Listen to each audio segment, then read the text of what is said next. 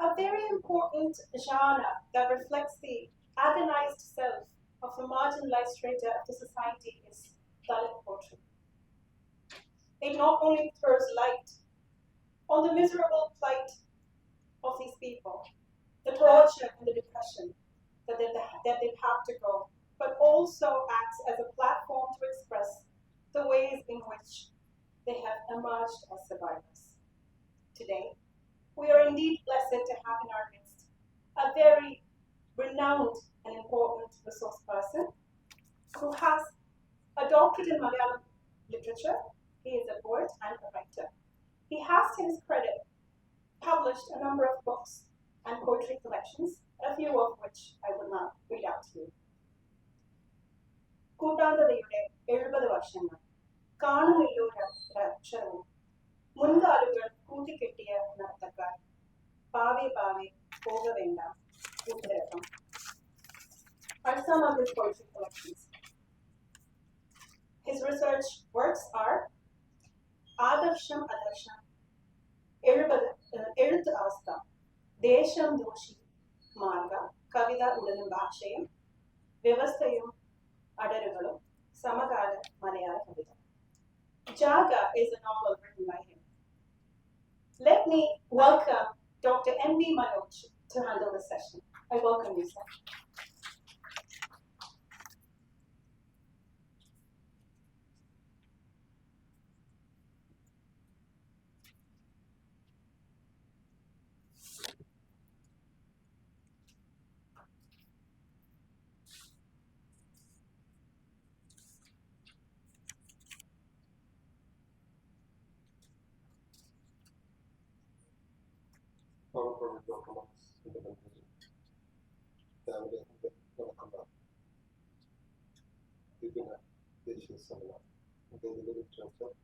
Assistance and instruction. The പരിപാടിയുടെ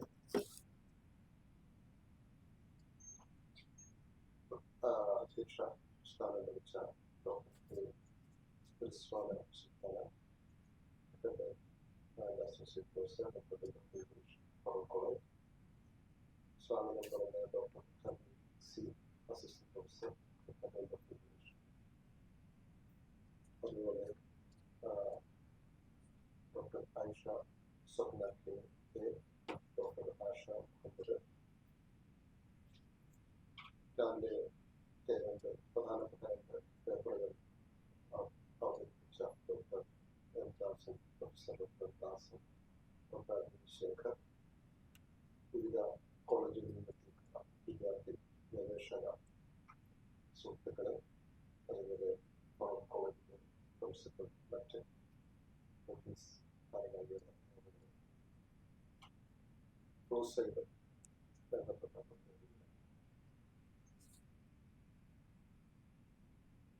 എൻ്റെ session Dalit ആദിവാസി സാഹിത്യം, അതിൻ്റെ കേരളത്തിലെ അതിൻ്റെ വികാസത്തെ കുറിച്ചിട്ടാണ്. ഈയൊരു പേപ്പർ വിഷയം പറയാൻ ഉദ്ദേശിച്ചത് നമ്മുടെ എൻസൈക്ലോപീഡിയ ഒരു വർഷം മുമ്പ് നമുക്ക് അവരുടെ പുതിയ ഒരു സാഹിത്യത്തെ കുറിച്ചിട്ടൊരു ബുക്ക് റെഫറൻസ് ചെയ്യുന്നുണ്ട്. അതിലേക്ക് ദളിത് ആദിവാസി സാഹിത്യത്തെ കുറിച്ചിട്ട് ഒരു 50 പേജ് ഇത് വരുന്ന ഒരു സ്റ്റഡി മെറ്റീരിയൽ കൊടുക്കാൻ പറയുന്നത്. അതിൻ്റെ ഭാഗമായിട്ട് തയ്യാറാക്കിയ ഒരു മെറ്റീരിയലാണ് സെക്രട്ടറി. അതിൻ്റെ വെളിച്ചത്തിലാണ് എന്നോട് സംസാരിക്കാൻ പറയാൻ ശ്രമിച്ചത്. ഇതില് ദളിത് ആദിവാസി സാഹിത്യ വിജ്ഞാനം എന്ന നിലയിലാണ് തയ്യാറാക്കിയിട്ടുള്ളത്. അതിൽ 17ഓളം സബ് ടൈറ്റിൽസ് കൊടുത്തിരുന്നു. ദളിത് സാഹിത്യം, ചരിത്രം, വികാസം, ദളിത് സാഹിത്യം കേരളത്തിൽ, ആരെഴുതുന്നതാണ് ദളിത് സാഹിത്യം, മിശ്ര ജനതാ സാഹിത്യം, കവിത, കഥാസാഹിത്യം, നോവൽ, ജീവചരിത്രം, ആത്മകഥ, ഓർമ്മക്കുറിപ്പ്, പഠനങ്ങൾ, നിരൂപണം, ദളിത് സ്ത്രീ രചനകൾ, ആദിവാസി സാഹിത്യം, ചരിത്രം, അയ്യൻകാളി എന്ന ജനാധിപത്യ ഊർജം, പൊയ്കയിൽ അപ്പച്ചനും ജ്ഞാന വിഷയവും, പോൾ ചിറക്കലോട്, നാരായൺ, അങ്ങനെ വരുന്ന സർട്ടിഫിക്കറ്റ്സാണ് കൊടുത്തത്. പിൽക്കാലത്ത് അവിടെ പ്രിന്റ് ചെയ്ത് വരുമെന്ന നിലയിലാണ് ഞാൻ കാണുന്നത്.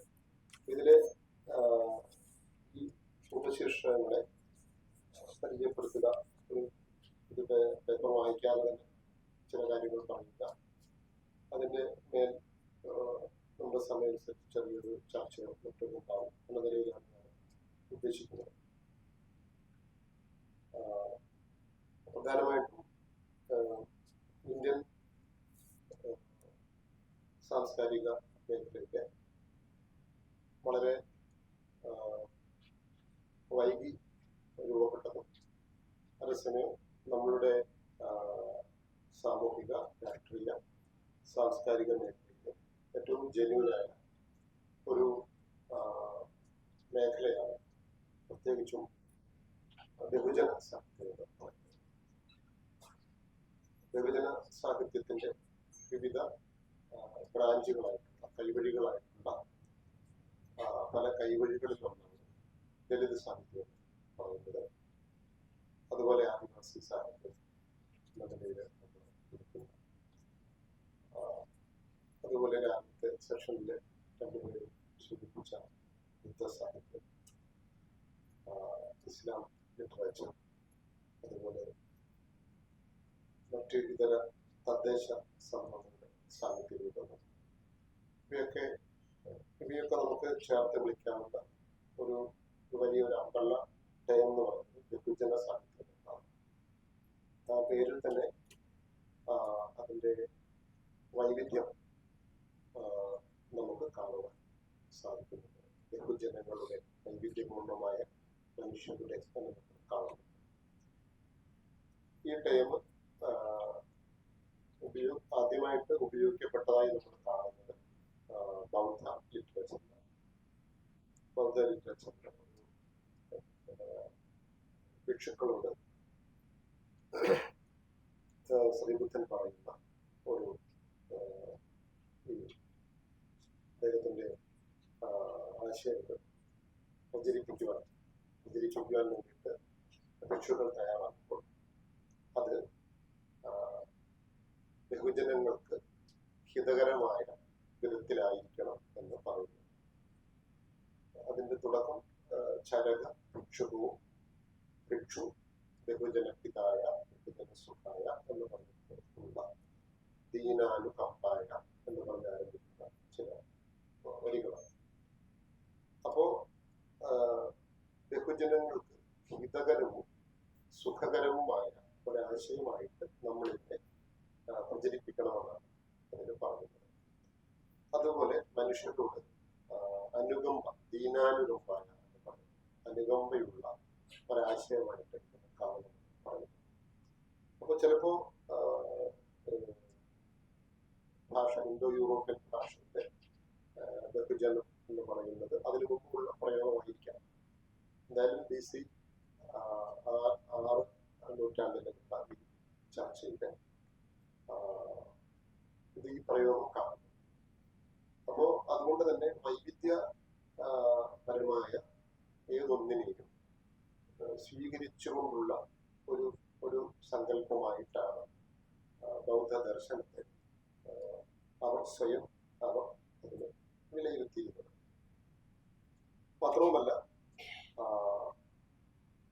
ആ കാലഘട്ടത്തിലെ വളരെ വ്യത്യസ്തമായിട്ടുള്ള ഇതര സാംസ്കാരിക ധാരകളോട് ചേർന്ന് നിന്നുകൊണ്ടുള്ള ഒരു പ്രവർത്തന പദ്ധതിയുമാണ് ബഹുജന സാഹിത്യം മുന്നോട്ട് വെച്ചിരുന്നത്.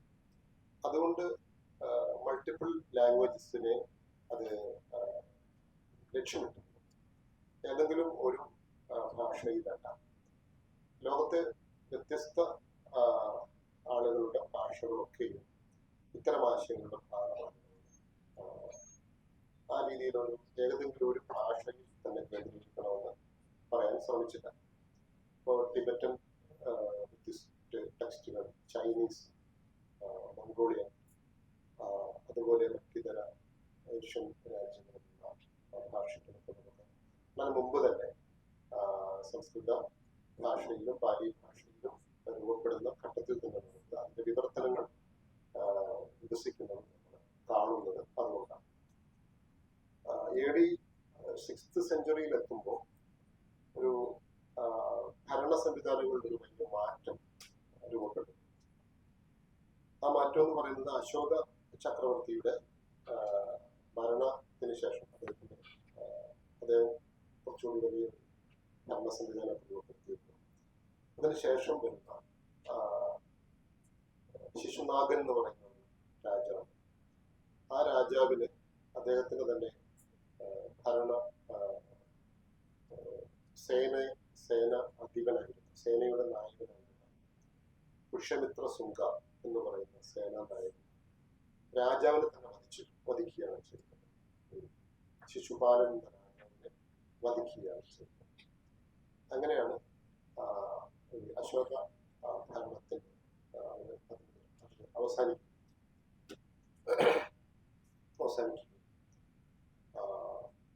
ഏതാണ്ട് 6ാം നൂറ്റാണ്ടോടുകൂടി ബഹുജന സങ്കല്പങ്ങൾ പടിപടിയായി അതിന്റെ ടെക്സ്റ്റുകൾ ഇനി വ്യാപിപ്പിക്കേണ്ടതില്ല എന്നുള്ള പുതിയ ഒരു ആശയം ചർച്ച ചെയ്യപ്പെടുന്നത് AD 6th സെഞ്ചുറി പുതിയൊരു ആശയം ചർച്ച ചെയ്യും. അപ്പൊ BC 3ാം നൂറ്റാണ്ടില് നമുക്ക് അശോകന്റെ ശിലാരേഖകൾ നമുക്ക് ദ്രാവിഡ പുത്രവും കേരള പുത്രവും ഇങ്ങനെയൊക്കെയുള്ള പ്രയോഗം നമുക്ക് കാണാം. ദ്രാവിഡ പുത്രം, കേരള പുത്രം എന്നൊക്കെയാണ് ഉദ്ദേശിക്കുന്നത്. എന്ന് വെച്ചാൽ കേരളത്തെ അഡ്രസ് ചെയ്യുന്ന ആദ്യത്തെ രേഖകളാണ് കാണാം.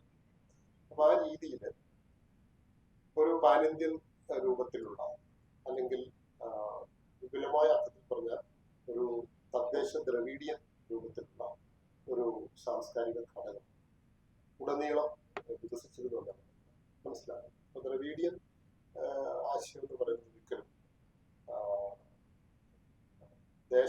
ഭൂദേശപരമായ ആന്ധ്ര, കർണാടക, തമിഴ്നാട്, കേരളം ഉൾപ്പെടുന്ന ഒരു ഭൂദേശപരമായിട്ടല്ല. ഭൂദേശപരമായിട്ട് ഒരു പക്ഷെ അങ്ങനെയാണെങ്കിലും ആശയപരമായിട്ട് ഇത് രാവിലത്തെ പേപ്പറിൽ സൂചിപ്പിച്ചതുപോലെ ഇൻഡസ് വാലി മുതൽ വികസിച്ചു വരുന്ന അല്ലെങ്കിൽ ഏഷ്യയിലുടനീളം വികസിച്ചു വരുന്ന ഒരു വലിയൊരു കൺസെപ്റ്റായിട്ട് നമുക്ക് കാണാൻ സാധിക്കും. ഇപ്പോ ഡോക്ടർ വേണുഗോപാൽ പണിക്കർ, മലയാളത്തിലെ ഭാഷ അധ്യാപകരിൽ പ്രധാനപ്പെട്ട ഡോക്ടർ വേണുഗോപാൽ പണിക്കർ, അദ്ദേഹം പറയുന്നത് ഇന്നും ഇന്ത്യയിലെ ഹിന്ദി ഉൾപ്പെടെയുള്ള ഭാഷകളിൽ 50% വാക്കുകൾ ദ്രവീഡിയൻ പദങ്ങളാണ്. അതിന്റെ ഗ്രാമറിൽ വ്യത്യാസം വരുന്നുണ്ടാകും, പക്ഷെ വേർഡ്സ് പ്രധാനമായി ദ്രവീഡിയൻ പദങ്ങൾ കാണുന്നു. ഇത് കുറച്ചുകൂടി മുന്നേ തന്നെ പല ഭാഷാ പണ്ഡിതന്മാരും സൂചിപ്പിച്ചിട്ടുണ്ട്. പാണ്ണൻ, അക്കൻ പോലെയുള്ള പദങ്ങളൊക്കെ ദ്രവീഡിയൻ പദങ്ങൾ. പ്രയോഗങ്ങളിലും നമുക്ക് അത്തരം ചില സൂചനകൾ നമുക്ക് ലഭിക്കും. ജംഷനെ പോലുള്ളവർ വിലയിരുത്തിയിട്ടുള്ള ഗച്ഛാമി എന്നുള്ള പദം, ബുദ്ധം ശരണം, ഗച്ഛാമി എന്നുള്ള പദം, ഗച്ച് ആമി, ഗച്ച് എന്ന് പറയുന്ന സംസ്കൃതവും ഗച്ഛാമി എന്ന് പറയുന്ന അതിന്റെ പ്രയോഗത്തിൽ ചാമി, സാമി, തമിഴിലെ സാമി, ചാമി എന്ന രണ്ട് ദ്രവീഡിയൻ, ഇൻഡോ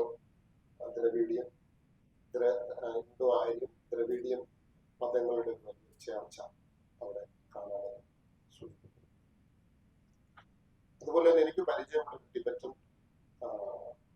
ഭിക്ഷു, ഇവിടെ ടിബറ്റൻ ലാമമാരുടെ സ്വഭാവം ഭിക്ഷു കുറച്ചു മുമ്പ് പറഞ്ഞ ഒരു ഉദാഹരണം.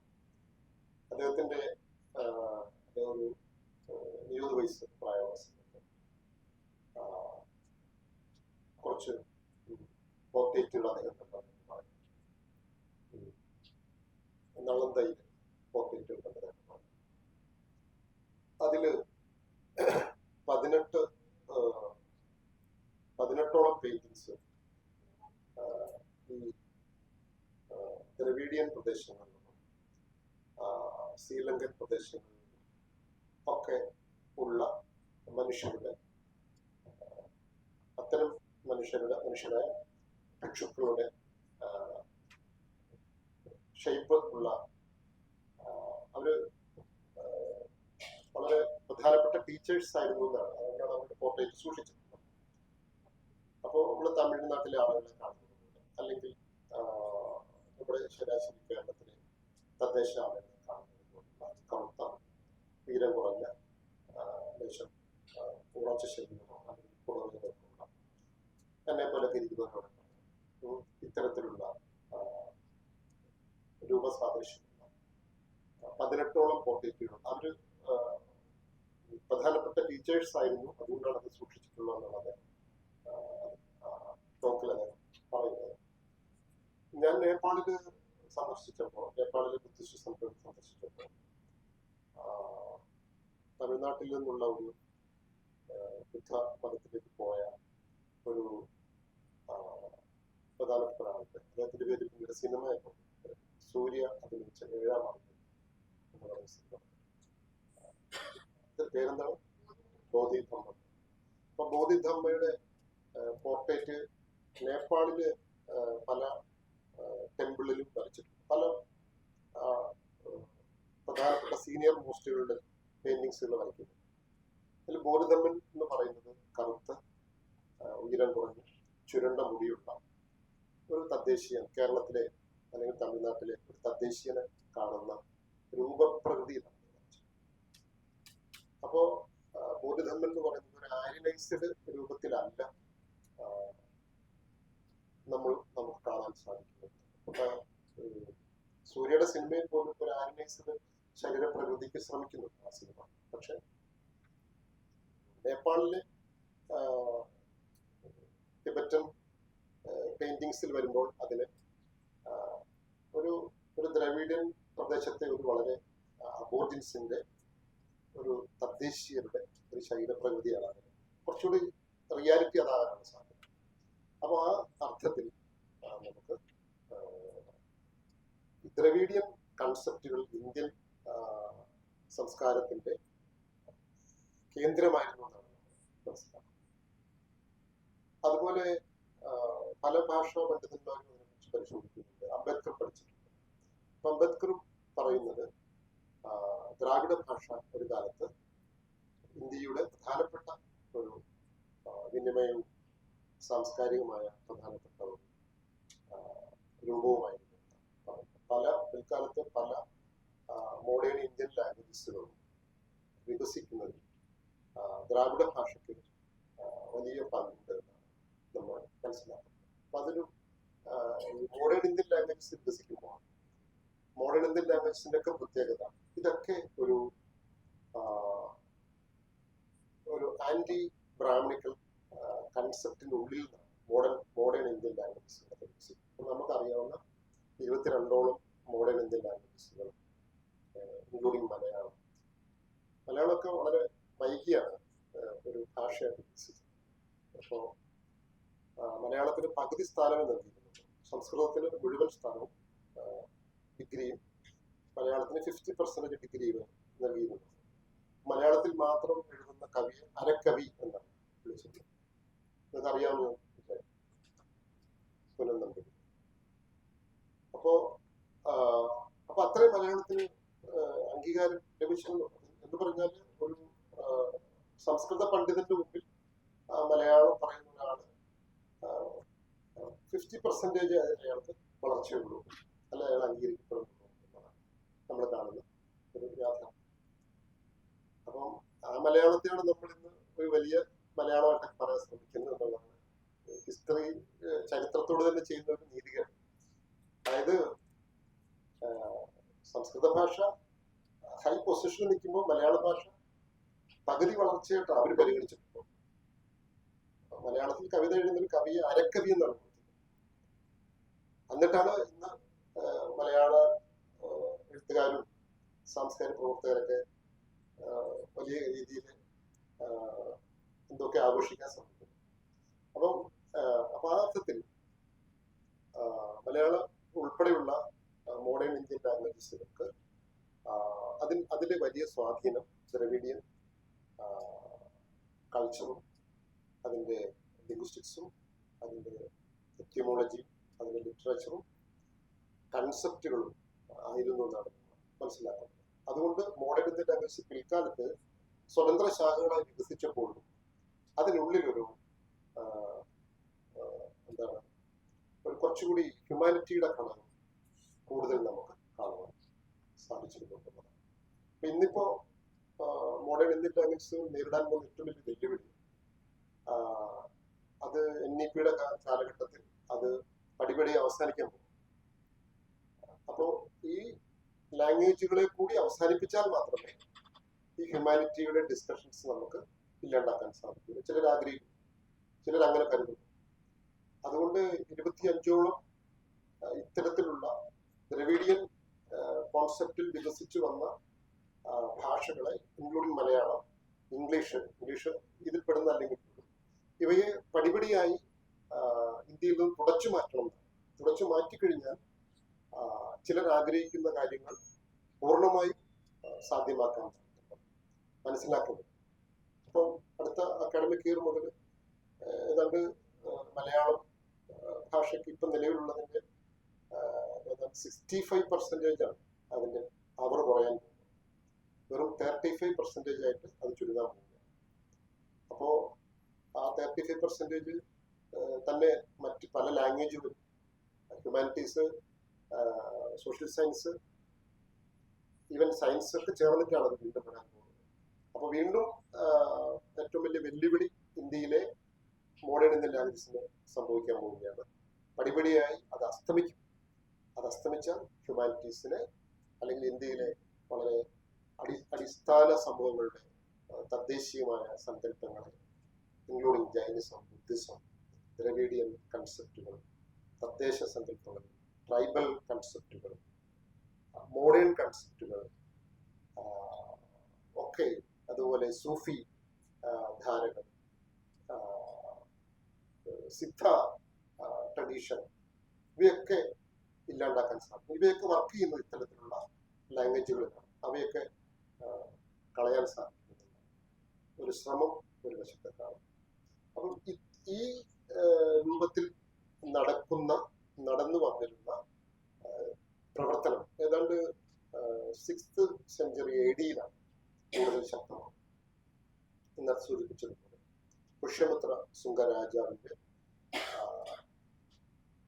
അദ്ദേഹത്തിന്റെ കൊലപാതകത്തിലൂടെ പുതിയൊരു ഭരണം വരുമ്പോഴാണ് സംഭവിക്കുന്നത്. അപ്പൊ ഭരണമാണ് എന്തിനേയും കൺട്രോൾ ചെയ്യുന്നത്. ഇപ്പോ അശോക ഭരണം വന്നപ്പോൾ ഒരു ബഹുജന സങ്കല്പം കൂടുതൽ വികസിച്ചു. അശോകനൊരു മതേതര സെക്കുലർ രാജാവാണ്. അദ്ദേഹം നിലവിലുള്ള എല്ലാ ആശയങ്ങൾക്കും പ്രാധാന്യം കൊടുത്തു. എല്ലാ തരത്തിലുള്ള ചിന്തകൾക്കും പ്രാധാന്യം കൊടുത്തിരുന്നു. ഏതെങ്കിലും പ്രത്യേക മതത്തിന്റെ ആളായി അദ്ദേഹം പ്രവർത്തിച്ചില്ല. പക്ഷെ പ്രധാനമായിട്ടും അദ്ദേഹം ഫോക്കസ് ചെയ്തത് അഹിംസ എന്ന സങ്കല്പത്തിലാണ്. താൻ ചെയ്ത ഹിംസ തെറ്റാണെന്ന് അദ്ദേഹത്തിന് ബോധ്യപ്പെട്ടു. താൻ ഇനി ഹിംസ ചെയ്യാൻ പാടില്ലെന്ന് തിരിച്ചറിഞ്ഞു. പക്ഷെ അദ്ദേഹത്തിന്റെ മരണശേഷം വരുന്ന ശിശുനാഗന്റെ മരണശേഷം, കാലത്തിന് ശേഷം 2 പ്രധാനപ്പെട്ട ടെക്സ്റ്റുകൾ ഇന്ത്യയിൽ കൊണ്ടുവന്നു. ആ ടെക്സ്റ്റുകളുടെ പേര് ഒന്ന് മനുസ്മൃതിയാണ്, ഒന്ന് അർത്ഥശാസ്ത്ര.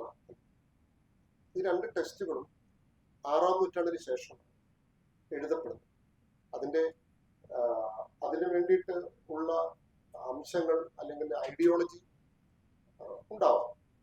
പക്ഷെ അത് ടെക്സ്റ്റുകളായി രൂപപ്പെട്ടിരുന്നില്ല. ഒരു രാജാവിന്റെ ഭരണത്തിലുള്ള മാർഗരേഖയായി അല്ലെങ്കിൽ ഒരു കോൺസ്റ്റിറ്റ്യൂഷനായി അത് നിലനിന്നിരുന്നില്ല. ഇപ്പൊ 2 ടെക്സ്റ്റുകൾ രൂപപ്പെട്ടു, 2 കോൺസ്റ്റിറ്റ്യൂഷനുകൾ രൂപപ്പെട്ടു. അതിലൊന്ന് കൗടില്യന്റെ അർത്ഥശാസ്ത്ര എന്ന കൃതി, രണ്ടാമത്തേത് മനുസ്മൃതി എന്ന് പറയുന്നത്. ഈ 2 കൃതികളുടെ ഉദ്ദേശ ലക്ഷ്യമെന്ന് പറയുന്നത് അടിസ്ഥാനപരമായി ഇന്ത്യയിലെ എല്ലാ വൈവിധ്യങ്ങളെയും ഇല്ലാണ്ടാക്കുക, ഒഴിവാക്കുക, എന്നുള്ളതാണ്. ഇപ്പോൾ പ്രത്യേകിച്ചും നാഗാർജുന എന്ന് പറയുന്നത് 3-ാം നൂറ്റാണ്ടിലെ ചിന്തകനാണ് നമ്മൾ കാണുന്നത്. പ്രധാന ബുദ്ധിസ്റ്റ് ചിന്തകനാണ് നാഗാർജുന. നാഗാർജുന കുണ്ട എന്ന് പറയുന്ന സ്ഥലമുണ്ട് ആന്ധ്രാപ്രദേശിലെ. നാഗാർജുന കുണ്ട അദ്ദേഹത്തിന്റെ കാലഘട്ടത്തിലെ അദ്ദേഹത്തിന്റെ തന്നെ സമബലമായി രൂപപ്പെട്ട യൂണിവേഴ്സിറ്റിയും മറ്റും പിൽക്കാലത്ത് ഒരു ഡാം നിർമ്മാണത്തിന്റെ ഭാഗമായി മണ്ണിനടിയിലാവും. സെൻട്രൽ ഗവൺമെന്റ് അതെല്ലാം സമാഹരിച്ച് നാഗാർജുന കുണ്ട സമീപത്ത് മ്യൂസിയമാക്കി മാറ്റി മ്യൂസിയം നിലനിൽക്കുകയൊക്കെ ചെയ്യുന്നു. പക്ഷെ പ്രധാനപ്പെട്ട ഒരു ചിന്തകന്മാരിൽ പ്രധാനപ്പെട്ട ഒരാളെന്ന്, ഫിലോസഫിക്കലി പ്രധാനപ്പെട്ട ഒരാളെന്ന് നാഗാർജുന അറിയപ്പെട്ടു. ആജീവക എന്നൊരു ആളുണ്ടായിരുന്നു.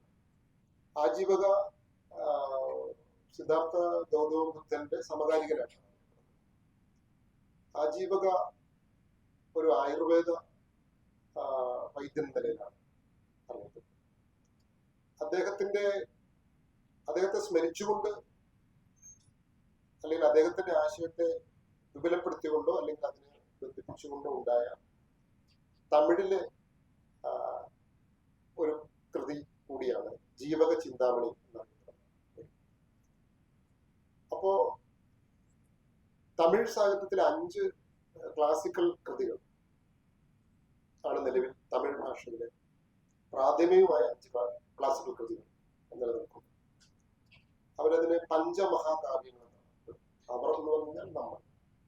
തമിഴ് എന്ന് പറയുന്നത് അതിർത്തി വെച്ചിട്ടുള്ള തമിഴ്നാടല്ല, ദ്രാവിഡ ദേശം കേരളം, കർണാടക, ആന്ധ്ര, ഇന്നത്തെ തമിഴ്നാട് ഉൾപ്പെടുന്ന പ്രദേശങ്ങളിലാണ് നമ്മൾ അതിനെ കാണേണ്ടത്. അപ്പോ നമ്മുടെ തന്നെ 5 ക്ലാസിക്കൽ കൃതികൾ ഉണ്ടായിരുന്നു. ജീവക ചിന്താമണി, വളയാമതി, കുണ്ടലകേശി, ചിലപ്പതികാരം, മണിമേഖല എന്ന് പറയുന്ന കൃതി. ഇതില് മണിമേഖല എന്ന ഒരു കൃതി മാത്രം ഞാൻ പരാമർശിക്കാൻ വിചാരിക്കുന്നു. മണിമേഖല ഒരു കഥാപാത്രമാണ്. ചിലപ്പതികാരത്തിലെ നായകന്റെയും നായികയുടെയും മകളായിട്ടാണ് മണിമേഖലയെ പ്രത്യക്ഷപ്പെടുന്നത്. പക്ഷെ മണിമേഖല എന്ന ഈ കഥാപാത്രം, ഈ സ്ത്രീ കഥാപാത്രം ഒരു ഭിക്ഷുണിയാണ്. അവരുടെ സഞ്ചാരപാത, അവർ സഞ്ചരിച്ച സഞ്ചാരപാത ഒരുപക്ഷെ ആ കൃതി രൂപപ്പെടുന്ന കാലഘട്ടത്തെ വെച്ച് നോക്കിയാൽ അതിശയിപ്പിക്കുന്ന അത്രയും ദൂരം സഞ്ചരിച്ച, ഒറ്റയ്ക്ക് സഞ്ചരിച്ച ഒരു വനിതയാണ് മണിമേഖലയിൽ കാണുന്നത്. അവര് കടൽ മാർഗം ശ്രീലങ്ക, അതുപോലെ മറ്റിതര പാശ്ചാത്യ പ്രദേശങ്ങളിൽ കടൽ മാർഗം സഞ്ചരിച്ചതിനെ കുറിച്ചിട്ട് ഒക്കെ ലഭ്യമാകാവുന്ന നിരവധി സൂചനകൾ തന്നെ തിരിച്ച് അവർ തമിഴ്നാട്ടിലേക്ക് തിരിച്ചു വരികയും ഒക്കെ ചെയ്യുന്നതിന്റെ ഒരു കഥയായിട്ടാണ് മണിമേഖല കാണുന്നത്. പിന്നെ പറയാൻ ശ്രമിച്ചത് സ്ത്രീവാദ ആശയങ്ങൾ നമ്മളെ സംബന്ധിച്ചിടത്തോളം ഒരു ഉത്തരാധുനിക ചർച്ചാ വിഷയമായിട്ടാണ് പറഞ്ഞത്. അപ്പൊ ഉത്തരാധുനിക ചർച്ചാ വിഷയമാകുന്ന സ്ത്രീവാദ ചിന്ത നമുക്കറിയാം, പുരുഷ ആൺകോയ്മയ്ക്കെതിരെയുള്ള ആലോചനയാണ് നമുക്ക് കാണുന്നത്. പക്ഷെ ഇന്ത്യയിൽ സ്ത്രീകൾ ഇതിനു മുമ്പ് എഴുതിയിട്ടുണ്ടോ, ഇന്ത്യയിൽ ഇതിനു മുമ്പ് സ്ത്രീകൾക്ക് ശബ്ദിക്കാൻ സാധിച്ചിട്ടുണ്ടോ എന്നുള്ള ഒരു ചോദ്യം നമ്മുടെ മുമ്പിൽ വരുന്നു. ഇതിനു മുമ്പ് ഇന്ത്യയിൽ സ്ത്രീകൾ പഠിക്കുകയും വിദ്യാഭ്യാസം ചെയ്യുകയും എഴുതുകയും ഭരിക്കുകയും പുരോഗതരാവുകയും ചെയ്തിരുന്നു എന്ന് നമ്മൾ അഭിമാനപൂർവ്വം കാണേണ്ടത്. 2 ഭാഷ അല്ലെങ്കിൽ 2 ടെക്സ്റ്റുകൾ, ഭാഷയിലെ ടെക്സ്റ്റുകൾ അതിനെ ഉദാഹരണം നമ്മുടെ മുമ്പിൽ തരുന്നുണ്ട്. ഒന്ന് തമിഴ് ഭാഷയിലെ സംഘം ലിറ്ററേച്ചറാണ്. അതിനുള്ളില് നമുക്ക് ഏതാണ്ട് 17ഓളം സ്ത്രീ എഴുത്തുകാരികളുടെ കൃതികൾ ഇന്നും ലഭിക്കുന്നു എന്നുള്ളത്. ഔവയാറിനെ പോലുള്ള വളരെ പ്രശസ്തരായിട്ടുള്ള എഴുത്തുകാരികൾ വളരെ ഫ്രീ ആയി യാത്ര ചെയ്തിരുന്ന, ഒരു കുടുംബ ഭാരവും ഇല്ലാതെ യാത്ര ചെയ്തിരുന്ന, നിലവിലുണ്ടായിരുന്ന സംഘ ഭരിക്കുന്ന രാജാക്കന്മാരോ പ്രഭുക്കന്മാരോ ആരാവട്ടെ അവരുമായി സംവദിച്ചിരുന്ന, ഔവയാറിന്റെ അഭിപ്രായങ്ങളെ സ്വീകരിച്ചിരുന്ന സംഘ ഭരണ അധിപന്മാരെയാണ് നമ്മൾ കാണുന്നത്. ഓർക്കുക, ഒരു വനിത പുരോഹിതയായ ഒരു വനിത, പ്രായം കൊണ്ട് മുത്തശ്ശിയായ ഒരു വനിതയുടെ അഭിപ്രായങ്ങൾ സ്വീകരിക്കുന്ന ഭരണ അധിപന്മാരുണ്ടായിരുന്ന ഒരു സ്ഥലത്തെ കുറിച്ചിട്ടാണ് നമ്മൾ കാണുന്നത്. അതുപോലെ നിരവധി എഴുത്തുകാരികളും നമ്മൾ കാണുന്നു. ഇപ്പൊ കാക്കപ്പാടിനിയാർ എന്ന് പറയുന്ന ഒരു എഴുത്തുകാരിയെ കുറിച്ചിട്ട് നമ്മൾ പറയുന്നത്, അവർ കുറവർ എന്ന് വിളിക്കുന്ന ഒരു തദ്ദേശ പ്രഭുവിന്റെ അല്ലെങ്കിൽ ഒരു ഭരണാധിപന്റെ മകളായിരുന്നു എന്നതിനാണ് പറയുന്നത്. ഇനി നമ്മൾ ഇതുപോലെ തന്നെ നമ്മൾ ഒരു 50ഓളം എഴുത്തുകാരികളെ നമ്മൾ അല്ലാതെയും കാണുന്നുണ്ട്. അത് ബൗദ്ധ സാഹിത്യത്തിലാണ് നമ്മൾ കാണുന്നത്. തേരി ഗാഥകൾ അല്ലെങ്കിൽ തേരി ഗാഥ ലിറ്ററേച്ചർ എന്നാണ് വിളിച്ചത്. തേരി എന്ന് വിളിക്കുന്ന ബൗദ്ധ ഭിക്ഷുണികളെ ആണ് തേരികൾ എന്ന് വിളിച്ചുകൊണ്ടിരുന്നത്. അവരിൽ നിന്ന് ലഭിച്ചിട്ടുള്ള 52ഓളം ഇത്തരത്തിലുള്ള ഭിക്ഷുണികളുടെ സമാഹരിച്ചിട്ടുള്ള കൃതികളെയാണ് തേരി ഗാഥ എന്നും, അതുപോലെ തന്നെ പുരുഷന്മാരായ ഭിക്ഷുക്കളുടെ തേരാഗാഥ എന്നും നമ്മൾ സമാഹരിച്ചിട്ടുള്ള കൃതികൾ ലഭ്യമാണ്. അതിൽ തേരി ഗാഥ രചനകളുടെ ഒറിജിനൽ കൊണ്ട് ഇംഗ്ലീഷിൽ നമുക്ക് നിരവധി വിവർത്തനങ്ങൾ നമുക്ക് വെബ്സൈറ്റുകളിൽ നമുക്ക് ലഭ്യമാണ്. മലയാളത്തിലും അവരുടെ 2ഓളം വലിയ പുസ്തകങ്ങൾ ട്രാൻസ്ലേഷനായിട്ട് നമുക്ക് ലഭ്യമായി കഴിഞ്ഞു. അപ്പൊ അതിൽ ഒരു ഫ്രീഡത്തെ കുറിച്ച്, കുടുംബങ്ങളുടെ ഭാരമില്ലാതെ ഒരു എങ്ങനെ സ്വാതന്ത്ര്യത്തിലേക്ക് പോവാം എന്നതിനെ സംബന്ധിച്ചിട്ട് നടത്തുന്ന വലിയ ചർച്ചകൾ തേരിഗാഥ സാഹിത്യത്തിൽ നമുക്ക് കാണാൻ സാധിക്കും. അതിലെ ഒന്നാം ഘട്ട തേരികളായിട്ടുള്ള സ്ത്രീകൾ ഗൗതമ ബുദ്ധന്റെ സമകാലികരായ സ്ത്രീകളായിരുന്നു എന്ന് നമ്മൾ കാണുന്നുണ്ട്. ഞാൻ ഇവിടെ പറയാൻ ഇത്തരം ഉദാഹരണങ്ങൾ പറയാൻ ശ്രമിച്ചൊരു കാര്യം എന്തെന്നാൽ, ഇവിടുത്തെ ബഹുജന സമൂഹങ്ങളുടെ, ഇവിടുത്തെ തദ്ദേശ സമൂഹങ്ങളുടെ അതിന്റെ എല്ലാ വൈവിധ്യങ്ങളും പുരുഷ ആധിപത്യം ഇല്ലാതെ വിദ്യാഭ്യാസം ചെയ്യുന്ന, എഴുതുന്ന, സഞ്ചരിക്കുന്ന, ഭരിക്കുന്ന ആളുകളെ ഉപദേശം നൽകുന്ന വളരെ സ്വതന്ത്രനായിട്ടുള്ള ഒരു വലിയ ഒരു സമൂഹത്തെയാണ് നമ്മൾ ഇവിടെ നമ്മൾ കാണുന്നത്. ഈ വലിയ സ്വാതന്ത്ര്യത്തെയും ഇക്വാലിറ്റിയെയും സംബന്ധിച്ചിട്ടുള്ള ഒരു വലിയ അതിന്റെ എല്ലാ തരം ചർച്ചകളും ഉൾപ്പെടുന്ന ഒന്നാണ് ബഹുജന സാഹിത്യം. അതിന്റെ ശാഖയായ ദലിത് സാഹിത്യം, അതിന്റെ ശാഖയായിട്ടുള്ള സൂഫി സാഹിത്യം, അതിന്റെ ശാഖയായിട്ടുള്ള സിദ്ധ സാഹിത്യം, അതിന്റെ ശാഖയായിട്ട് വരുന്ന ബൗദ്ധ സാഹിത്യം, ഇതൊക്കെ അവയൊക്കെ അതിന്റെ ബ്രാഞ്ചുകളായിട്ടാണ് നമുക്ക് കാണുവാൻ കഴിയുന്നത് എന്നുള്ളത്.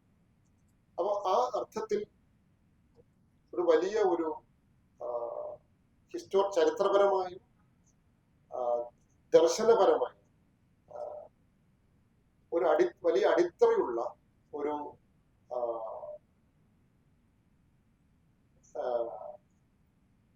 വിജ്ഞാന രൂപം എന്ന നിലയിലാണ്, ഒരു നോളജ് എന്ന നിലയിലാണ് ദലിത് ലിറ്ററേച്ചറിനെ നമുക്ക് വിശദമായ നമുക്ക് കാണേണ്ടതെന്നാണ് നമ്മൾ പറയാൻ ശ്രമിക്കുന്നത്. അപ്പൊ ആ അർത്ഥത്തിൽ ദലിത് സാഹിത്യം അതിന് വലിയ ഒരു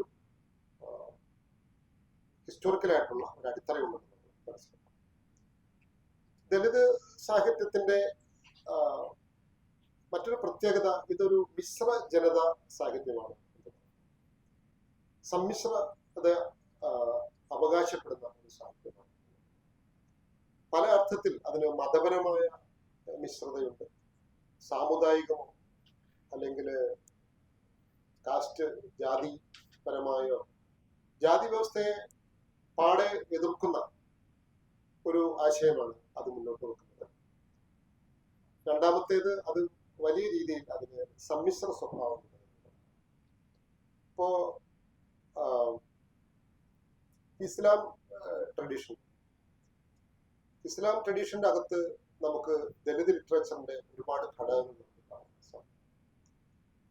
പലതരത്തിലുള്ള സൂഫി ലിറ്ററേച്ചർ, സൂഫി വലിയ ഒരു ആത്മീയതയുടെ വലിയ ഒരു ഘടകമെന്ന നിലകൊള്ളുന്നത്.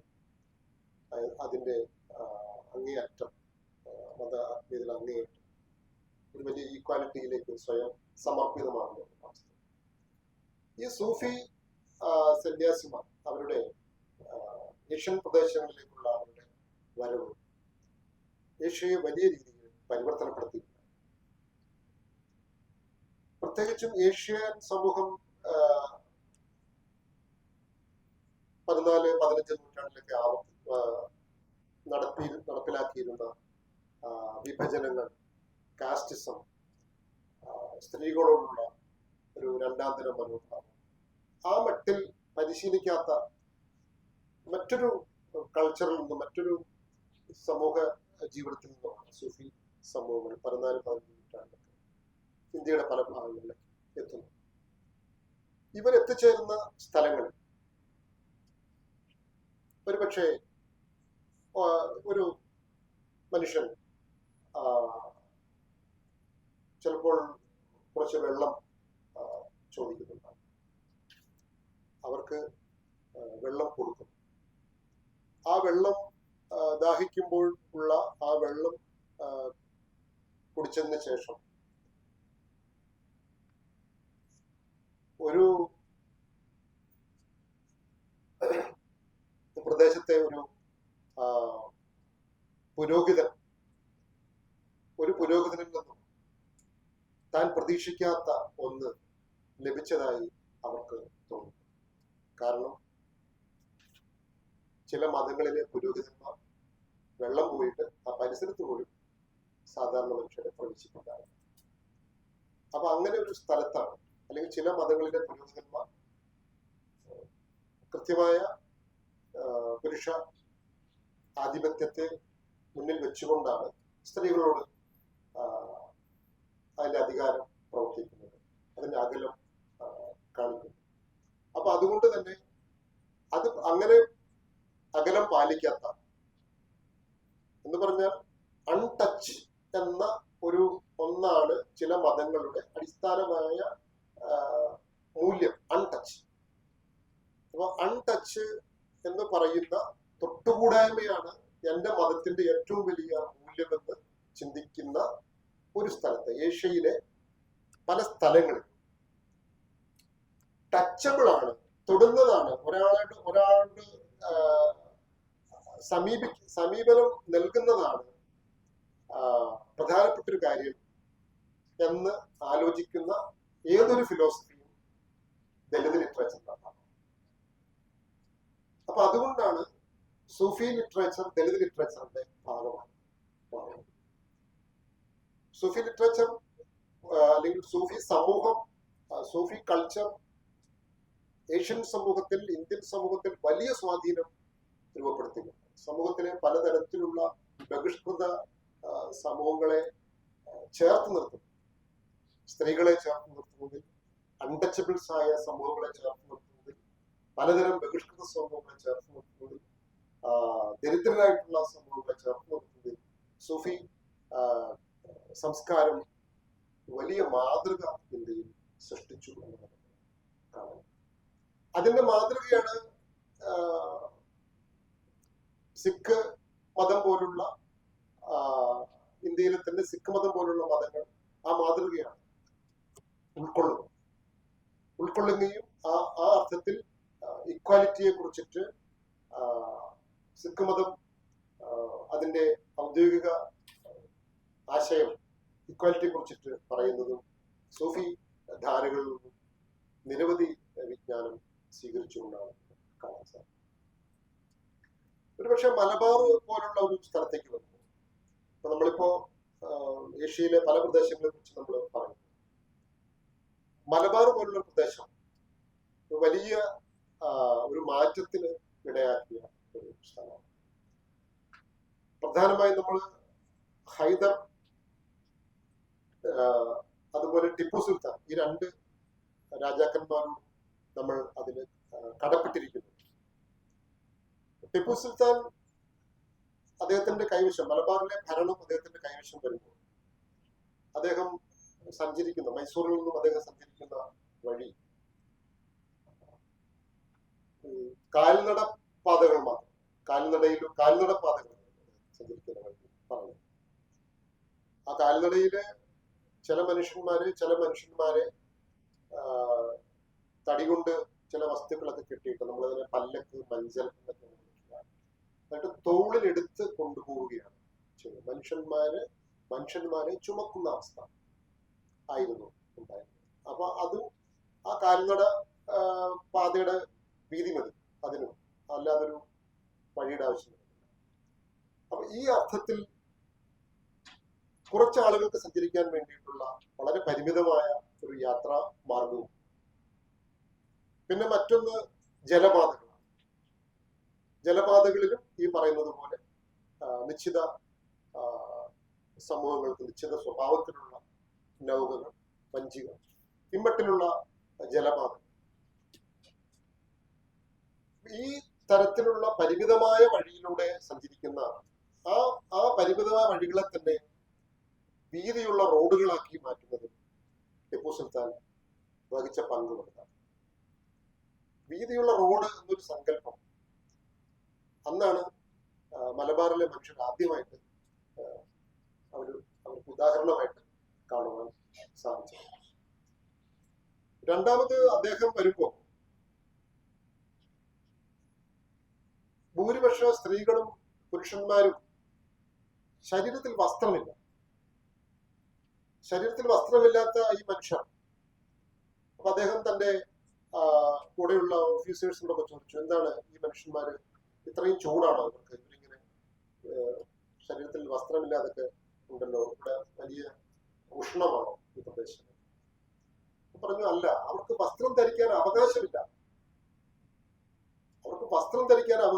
ഉഷ്ണം ഉണ്ടായിട്ടല്ല, അതിന് അവർക്ക് അവകാശമില്ല. അതാണ് പ്രശ്നം. അപ്പൊ അദ്ദേഹം ഒരു പ്രൊക്ലമേഷൻ നടത്തി.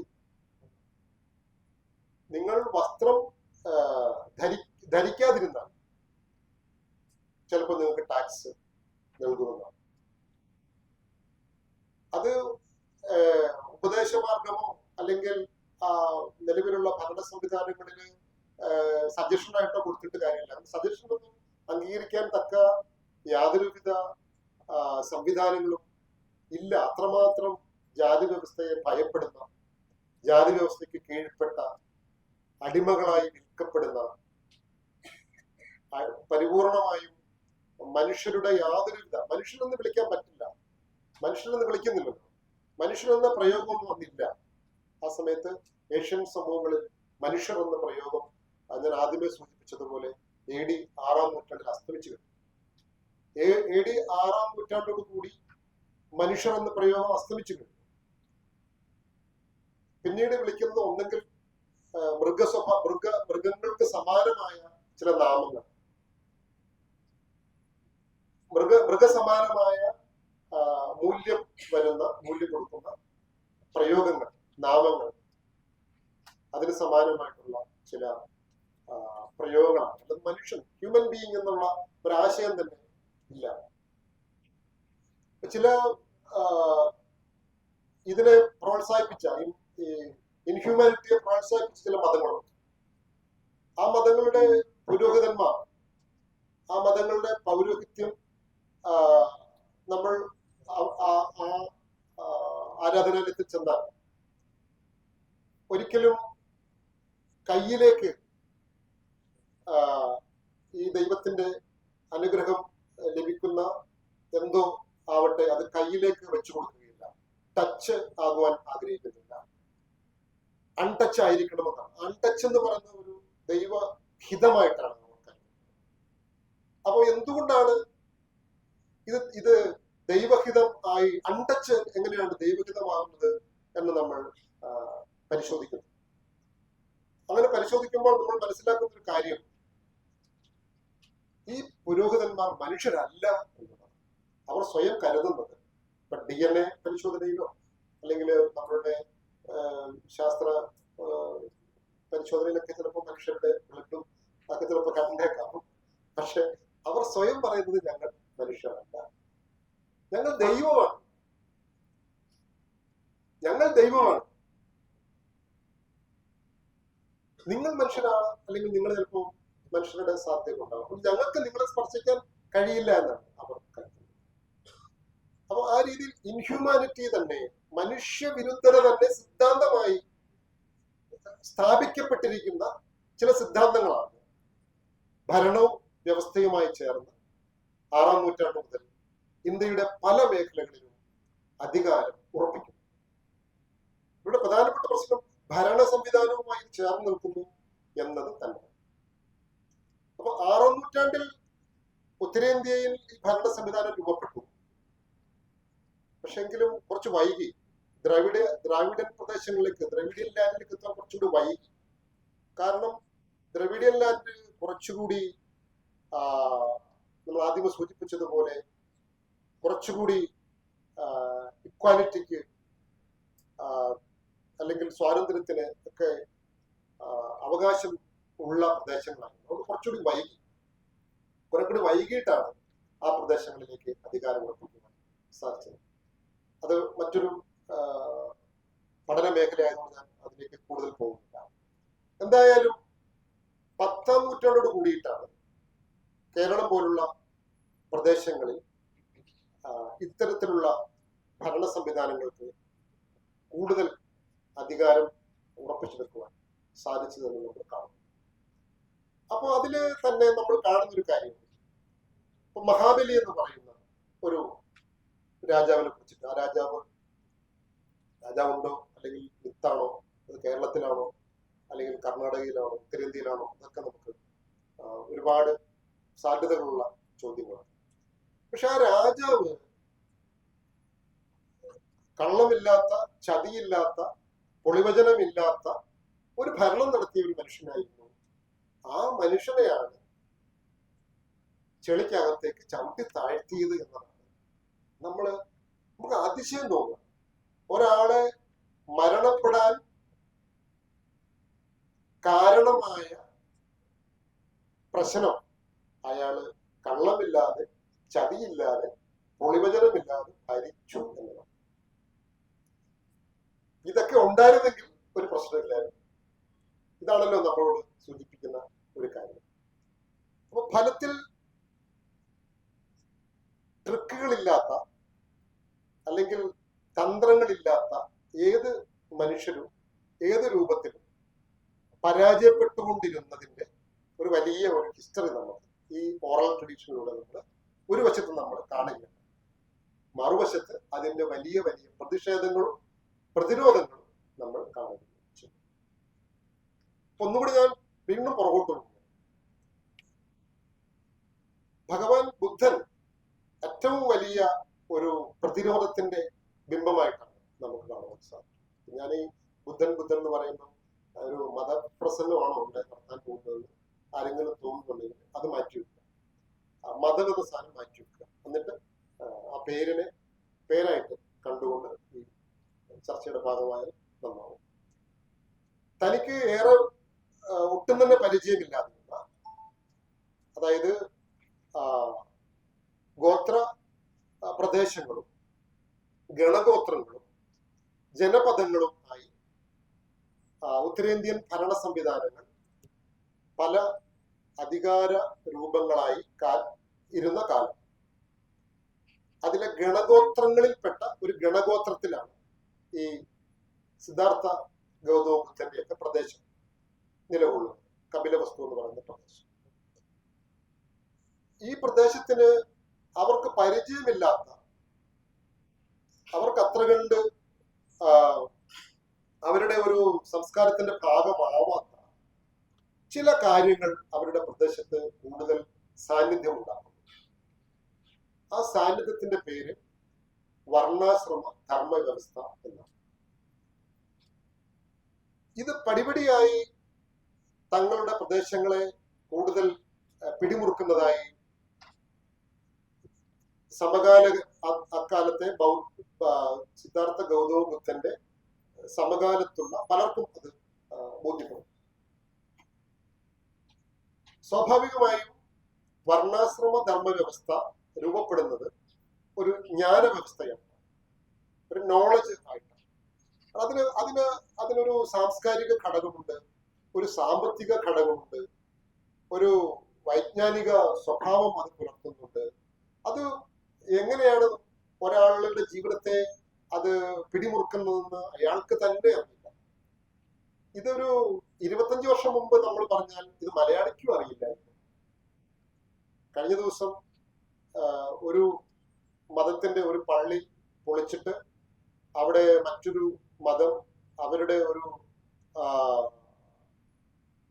സംവിധാനം നിർമ്മിച്ചതിന്റെ ഉദാഹരണങ്ങൾ വരുമ്പോഴാണ് 25 വർഷം കൊണ്ട് എങ്ങനെയാണ് ഈ കൾച്ചർ, ഈ സംസ്കാരം, അതിന്റെ രാഷ്ട്രീയ രൂപം, അതിന്റെ സാംസ്കാരിക ഘടകം ഒക്കെ എങ്ങനെയാണ് പ്രവർത്തിക്കുന്നതെന്ന് അല്പമെങ്കിലും ഇന്ത്യക്കാർക്കോ മലയാളിക്കോ മനസ്സിലാവുന്നു. നമ്മള് ഒരുപാട് ഇഷ്ടപ്പെട്ടിരുന്ന സിനിമാ നടന്മാരും ഒക്കെ അവിടെയാണ്, എല്ലാവരും അവിടെയാണ്. നമ്മൾ ഭയങ്കരമായിട്ട് ഇഷ്ടപ്പെട്ടിരുന്ന ആളുകൾ എന്ന് പറഞ്ഞാൽ സാംസ്കാരിക രൂപത്തിൽ, സാമ്പത്തിക രൂപത്തിൽ, അധികാരത്തിന്റെ രൂപത്തിൽ, വിജ്ഞാനത്തിന്റെ രൂപത്തിലൊക്കെ നമ്മൾ അറിയാതെ തന്നെ അത് നമ്മളെ മോൾഡ് ചെയ്യുന്നു എന്നുള്ളതാണ് അതിന്റെ രൂപം എന്ന് പറയുന്നത്.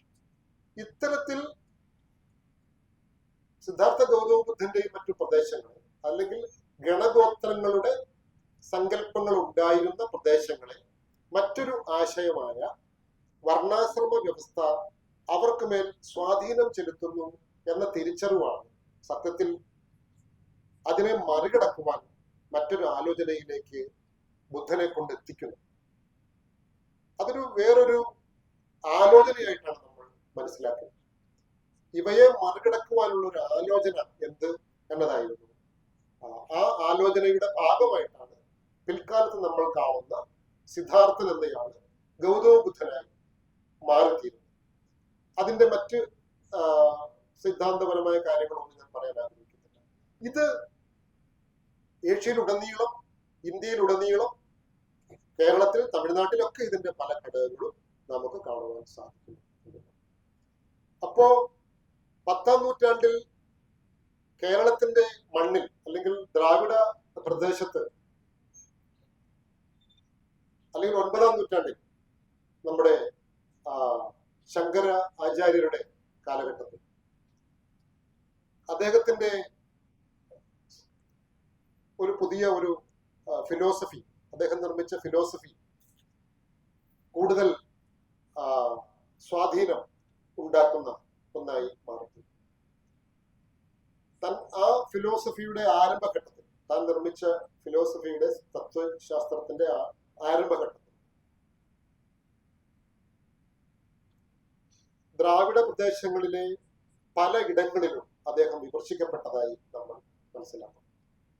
ഇപ്പോ മലബാറിൽ പൊട്ടൻ തെയ്യം എന്ന് പറയുന്ന ഒരു തെയ്യം അദ്ദേഹത്തോട് നേർക്കുനേർ വിയോജിച്ചതായി നമ്മൾ കാണുന്നു.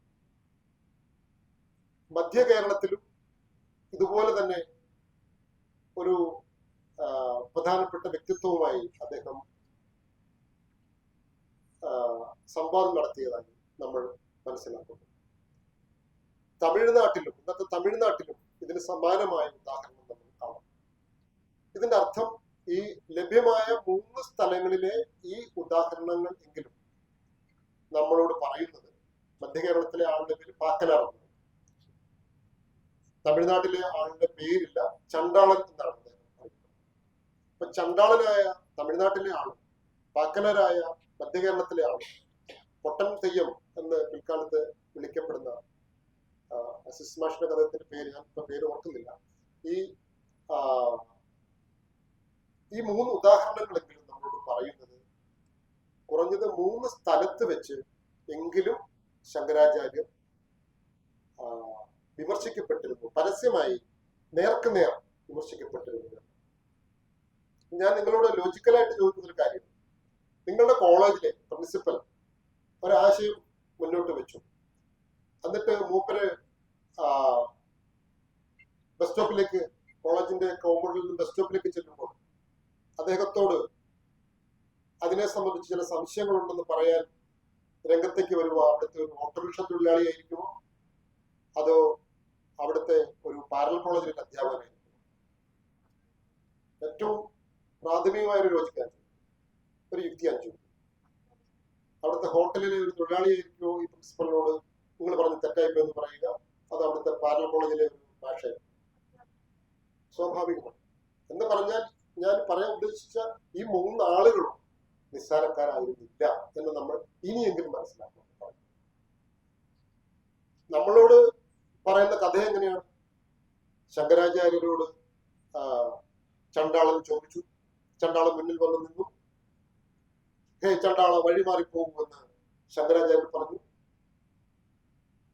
അപ്പോ ഈ ചണ്ടാളൻ ചോദിച്ചു, ഞാനാണോ മാറേണ്ടത്, എന്നിലെ ജീവനാണോ മാറേണ്ടത്, അഥവാ ശരീരമാണോ മാറേണ്ടത്, ജീവനാണോ മാറേണ്ടത് എന്ന് ചോദിച്ചു. അങ്ങനെ കുറെ ചോദ്യങ്ങൾ അദ്ദേഹം ചോദിച്ചു. തനിക്ക് ഇതുവരെ ബോധ്യമാകാതിരുന്ന ചില ചോദ്യങ്ങളായതിനാൽ ഈ ചണ്ടാളൻ ചോദിച്ച ചോദ്യത്തിന് ചില കാര്യങ്ങൾ കൂടി തനിക്ക് മറുപടി പറയേണ്ടതുണ്ടല്ലോ എന്ന് അയാൾക്ക് ബോധ്യപ്പെട്ടു. അങ്ങനെ ആ ചണ്ടാളനെ ഗുരുവായി സ്വീകരിച്ചു. അങ്ങനെ ചണ്ടാളനിൽ നിന്നും ചില കാര്യങ്ങൾ കൂടി അദ്ദേഹം പഠിച്ചു. അപ്പോഴാണ് മനസ്സിലാക്കുന്നത് അത് ചണ്ടാളനായിരുന്നില്ല, അത് വേഷം മാറി വന്ന ശിവൻ ആയിരുന്നു. എത്ര തന്ത്രപൂർവവും എത്ര രസകരവും എത്ര നിഷ്പ്രയാസവുമാണ് ഒരാശയത്തെ അട്ടിമറിച്ച് കളയുന്നത് എന്ന് നോക്കുക. ഇപ്പൊ ഞാൻ നിങ്ങളോട് ഇത് സംസാരിക്കുമ്പോൾ നിങ്ങൾ പറയുകയാണ് അത് ഡോക്ടർ എം.പി. മനോജ് അല്ല സംസാരിക്കുന്നത്, അത് വേഷം മാറി മറ്റൊരാളാണ് എന്ന് സംസാരിക്കുന്നു എന്ന് നിങ്ങൾ ആലോചിക്കുന്നത് പോലത്തെ മൗഢ്യമാണ് അതിന് പറയുന്നത്. ഞാൻ പറയാൻ ശ്രമിച്ചത് 6-ാം നൂറ്റാണ്ട് BC 6-ാം നൂറ്റാണ്ടിലെങ്കിലും ആരംഭിച്ച ബൗദ്ധ ആശയധാരകൾ, ബഹുജന ആശയധാരകൾ ഇന്ത്യൻ മണ്ണിൽ ജനാധിപത്യത്തിന്റെ ഒരു വലിയ ഒരു അടിത്തറ രൂപപ്പെടുത്തിയിട്ടുണ്ട്. ആ ജനാധിപത്യത്തിന്റെ പരാജയം, ആ ജനാധിപത്യം പരാജയപ്പെടുമോ എന്നുള്ള വിഷമം നമുക്ക് ഈ തദ്ദേശ അധ്യാപകരിൽ നമ്മൾ കാണുന്നു എന്നുള്ളത്. അതുകൊണ്ടാണ് പൊട്ടൻ തെയ്യം ചോദിക്കുന്നത്, പൊട്ടൻ തെയ്യം പറയുന്നത്, നിങ്ങളെ കുത്തിയാലും ഒന്നല്ലേ ചോര, ഞങ്ങളെ കുത്തിയാലും ഒന്നല്ലേ ചോര, പിന്നെന്തേ നിങ്ങൾ കുലം പിശറുന്നു? നിങ്ങളുടെ ശരീരത്തിലെയും മറ്റൊരാളുടെ ശരീരത്തിലെയും ചോര ഒന്നായിരിക്കുമ്പോൾ നിങ്ങൾ എന്തിനാണ് ജാതി വ്യവസ്ഥ ഉണ്ടാക്കുന്നത്? നിങ്ങൾ എന്തിനാണ് ഇങ്ങനെ പലതരത്തിലുള്ള തിരിവുകൾ ഉണ്ടാക്കുന്നത് എന്നാണ് ആ ചോദ്യം ചോദിക്കുന്നത്. നിർഭാഗ്യവശാൽ അത് ശിവന്റെ മറ്റൊരു രൂപമായി കാണുകയും വിപുലമായ ഒരു സംവാദ ഇടങ്ങളെ, അതിന്റെ ആ ഒരു റിയാലിറ്റി, അതിന്റെ ഒരു ഡെപ്ത് മനസ്സിലാക്കാനോ കഴിയാത്ത നമ്മളുടെ നവോത്ഥാന അനന്തര അവബോധങ്ങൾ, നവോത്ഥാന അനന്തരം കേരളത്തിലുണ്ടായ അവബോധം എന്താണെന്ന് നമുക്കറിയാം. ഈ നവോത്ഥാന